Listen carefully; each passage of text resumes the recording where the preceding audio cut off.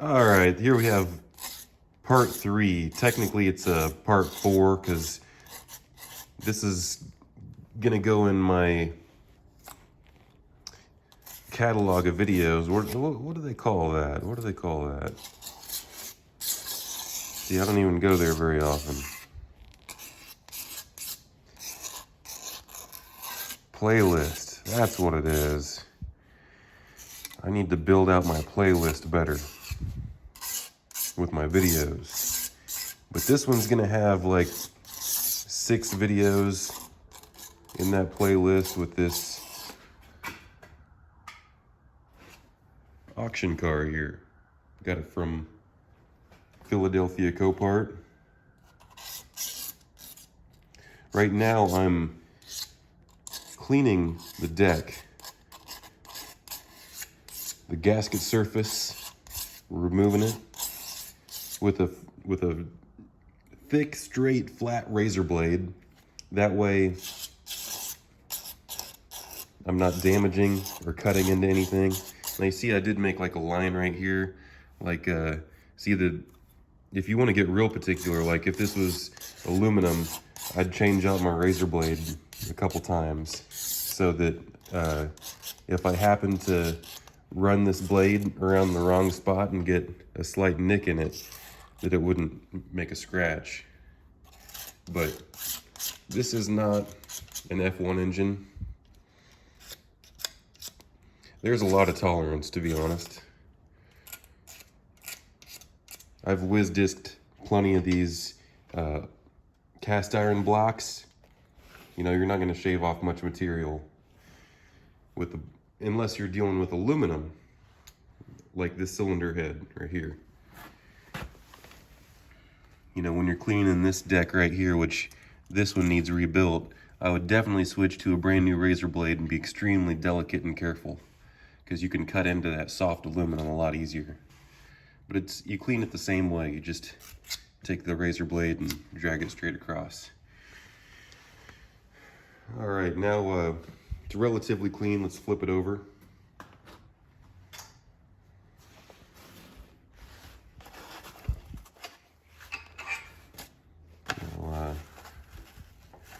Might be a little unbalanced, I don't know.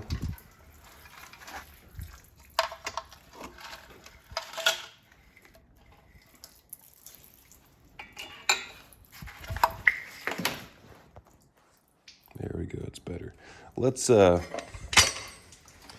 millimeters, then zip these T30s out. Let's time lapse some stuff. After that, we have, let's just go.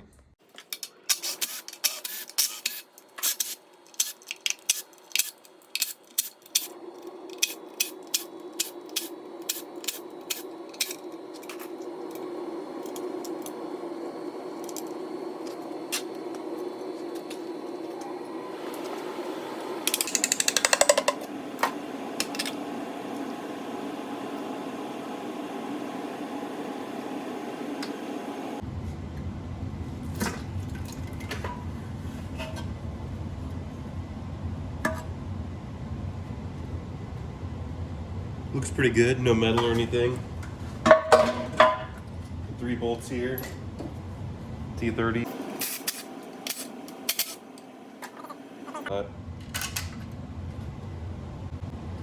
Let's release this.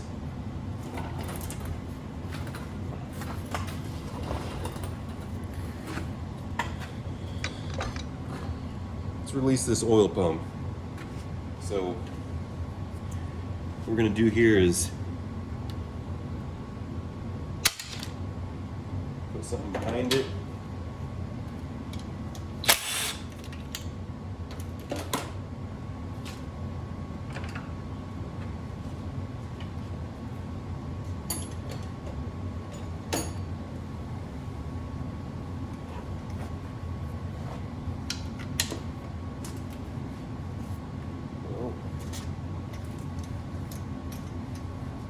This is all getting cleaned once it's disassembled.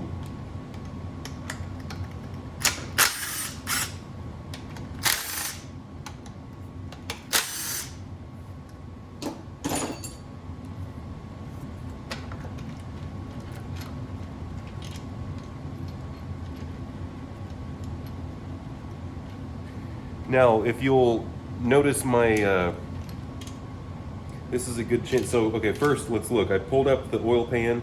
There's no gasket or anything, but this right here is a screen. Am I in the, I've got a screen here. It just pops in the bottom here, but we'll just keep it on the top so we don't lose it or so it doesn't fall out, okay? Now we'll go ahead and feel the oil pump. See the oil coming out? It feels good, it feels nice. Now if you'll notice, see the big 4 rings on the top? And it says Germany on there. Can you get a good view of that? This is the oil pump that came out of my oil pressure Q5 car. You see how it's just completely blank and looks different. No Audi stamped on there or anything. Yeah, definitely. This is a Chinese pump, and now you can get the comparison of what they look like. OEM versus blank Chinese. I hope I'm getting a good view because cameras. So let's put this in a clean spot too.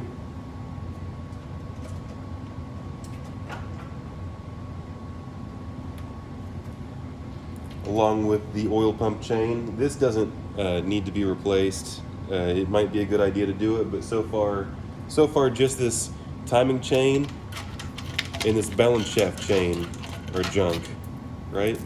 This style right here, if the links look like that, it's junk. I'll have new stuff to compare with you shortly. Now let's zip off this, it would be called the upper oil pan. The lower oil pan would be, one more thing about this oil pump. This is, see this little stud or this spacer? It pops in that spot here for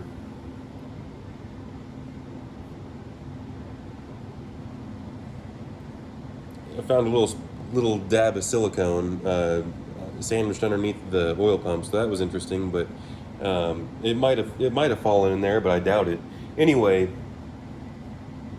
just want to mind this as well, and we'll put that for safekeeping on top of the oil pump, right where we put that screen for the oil pump. Now we'll zip off this tray as soon as I can find the tool that I was just using. And I can't find that tool, so we'll bust out this one here. And this is extremely weird. Okay, what we have here, all of these, wow. We're missing a bolt right here. Are these loose? Wow. All right, I gotta grab the camera for this one. I'm literally just taking this apart, okay? I promise this is how it is. This bolt is missing. Whoever worked on this before did not put this bolt in because I didn't find it in the pan. This bolt, finger tight. This bolt, I didn't cut this video. This bolt, finger tight. This bolt, finger tight. This bolt, finger tight. Look, finger tight. Look at this. Finger tight.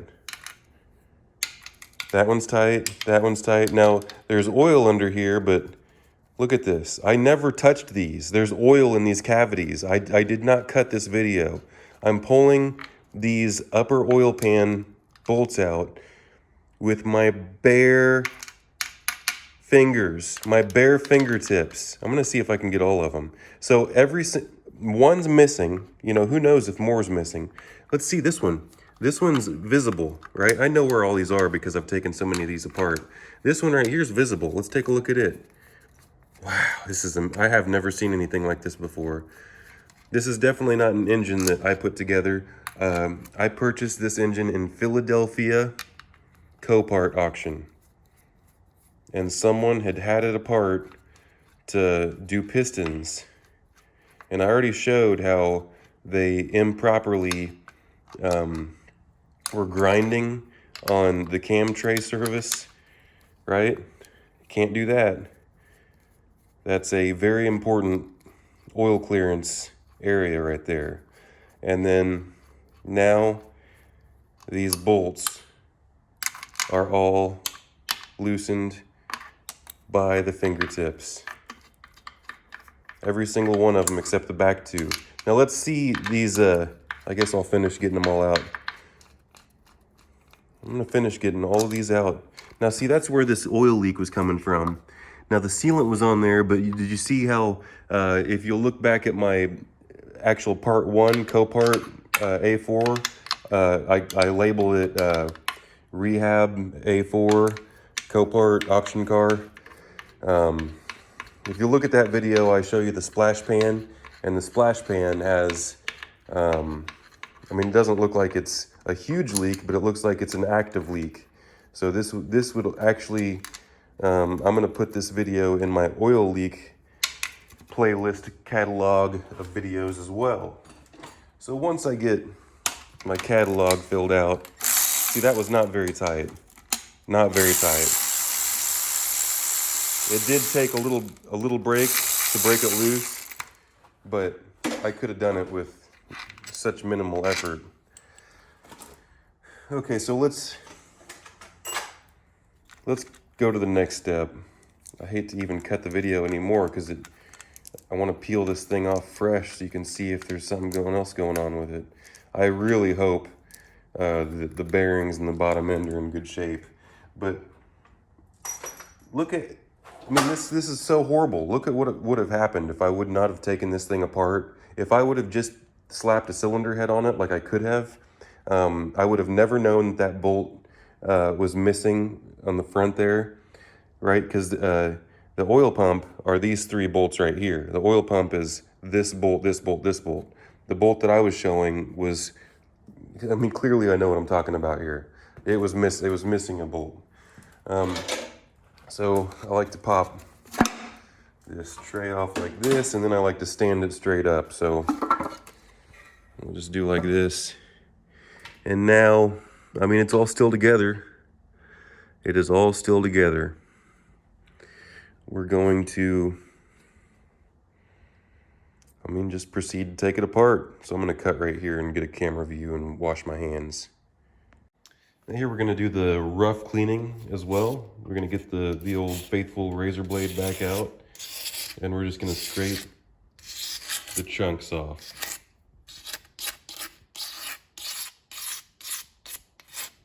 And see, back to the flat surface. Let me see if I can get this clean.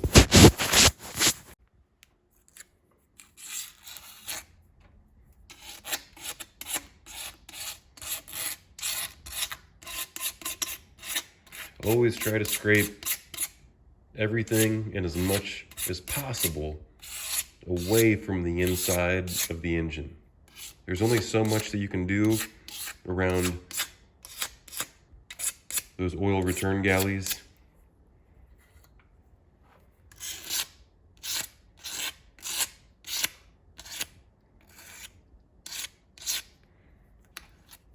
Here I'm going to try to pop this silicone out. Pull it around.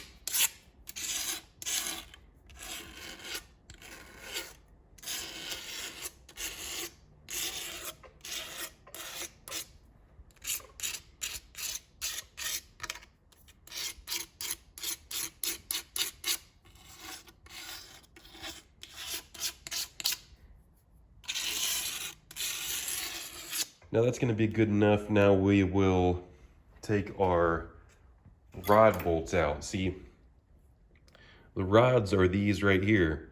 We got one down there, and one up here. Then our main bearings are these right here, and these just stay in the center where the rod bearings spin around with these counterweights, but the main bearings just stay in one place in the center. And with all my experience with the few thousand engines I've had apart and worked on, I've only had a few of these main bearings apart, and I've never seen any of the main bearings cause an issue. And the rod bearings, I'm starting to see more and more, but I think it's because of poor craftsmanship, like what I just showed you with the bolts, with people not putting the engines back together properly. I have faith in these engines whenever they're put together by the factory or by a quality technician with the proper bolt specs, bolt torque specs, or someone that knows what they're doing. But if someone's haphazardly flying through this job and not properly putting it back together, which I like to give devil's advocate as well, because realistically on my paycheck, it was an embarrassing small number what they would pay us to do this job. Go ahead and guess in the comments what you think. You could guess before taxes or after taxes. I prefer to look at it as what's on my paycheck by the end of the day, but guess how much warranty would pay a technician to pull a car in the bay, take the engine out, take the engine all the way apart, put new pistons in it, put the engine all the way back together, put the engine back in the car, connect everything, make it all run perfect, test drive it, and then have a happy customer that knows that everything is perfect. I will give you the hourly rate as well. So warranty time, they would pay just shy of 20 hours to do pistons in this car. Now, yeah, it's fairly easy once you do a bunch of them, but think about what a technician gets paid per hour, multiply that by 20, and then think about what's going to be on your paycheck after taxes on a piston job. Yeah, once you think about it, it's depressing. But you can put with all that information, you could put a pretty accurate guess in the comments what you think a technician walks away with. Anyway, let's move on with, do I see some of these tools are, here we go. What we have is an E, is what it's called. It's gonna focus. E10. It's like a 10 millimeter, only it's E. Now, I really prefer to break these loose first. And a long extension like that is not going to be all that great. If you potentially strip these out, especially, and it's easier to do it with an impact. That's why I'm telling you to do it not with an impact. But I'm kind of just stalling as I'm trying to find tools, to be completely honest with you. What I did is I just acquired all the appropriate tools, and I'm going to throw this smaller extension on here, and that 3/8, right, to 1/2-inch drive. That's just because I don't have a 1/2-inch drive E10. And then I'm going to grab this 1/2-inch drive breaker bar. That's what you call it whenever it doesn't have a ratchet end on it. It's just a straight bar. And then I'm going to keep my feet on the engine stand like this. And then I'm just going to bust all of them loose. But I'm going to need to put the camera up first. So that's going to make it more efficient for everybody, as the camera mount just falls apart.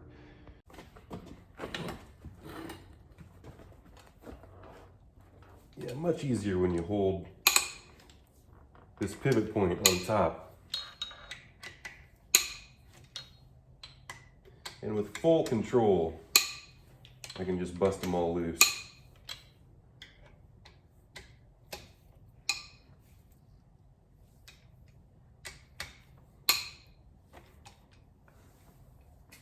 Now we can take the impact and zip them.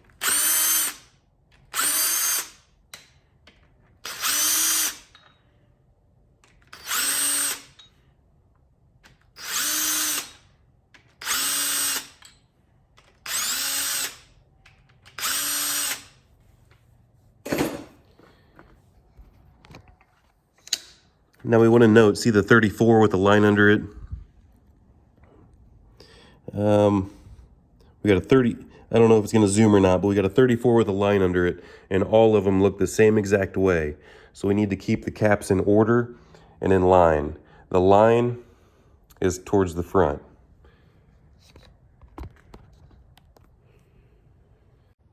Now if I can get these bearings off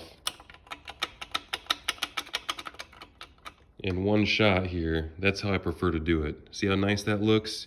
Now remember, we have to keep these in line just how we took them off.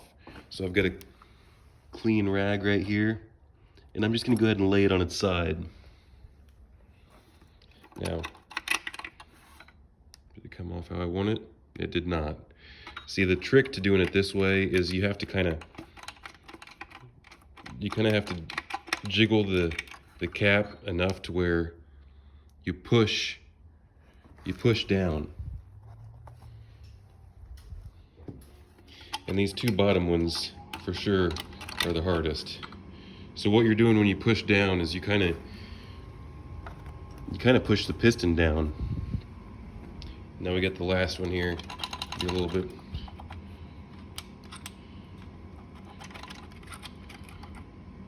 So you pulled all of them out with the bearings.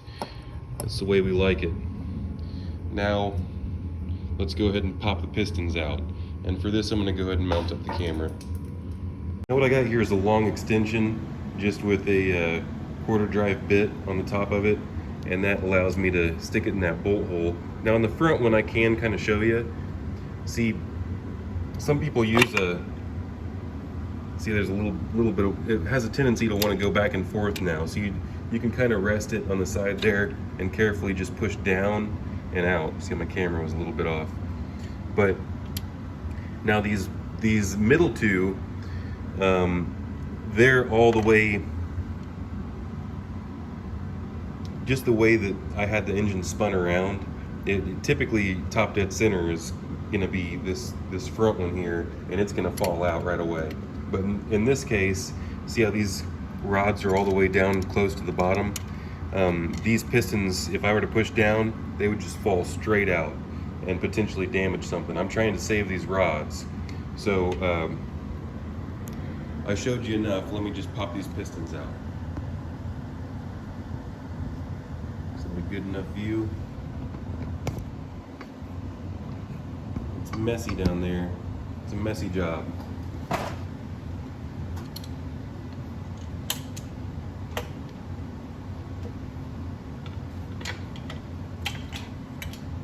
Okay, slid that out.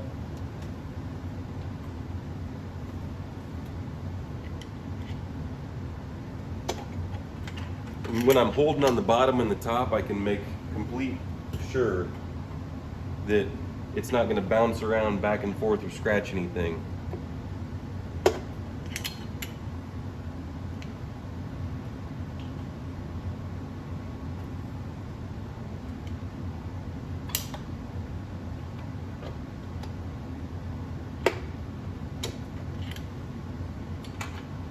If you got a wood stick or like a wood handle hammer, like a slender one, that's a good choice if you're not comfortable using metal. If you think that the metal's gonna skip away on you and scratch something.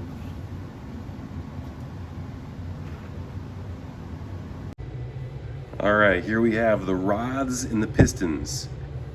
Don't worry, I'll replace these rod bolts. Now you look at these bottom bearings, almost look perfect. They almost look brand new, and that's what you want them to look like. The wear actually happens on the top bearings. These are 100,000 mile bearings. I mean 92,000 miles. But I mean, you can get a little bit of wear on the bottom, but if you'll notice these tops, see that's like break-in wear, it's minimal wear. That's what it's gonna typically look like. And they all look the same. This is exactly what you want an engine to look like. This is beautiful wear right here. Extremely happy with the way that looks. No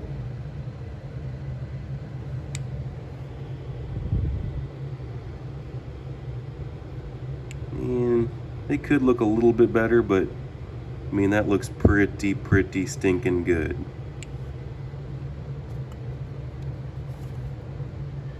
Now, we will be looking, the reason why we took these pistons out is because we know they're 2015, but we will be looking at the carbon buildup.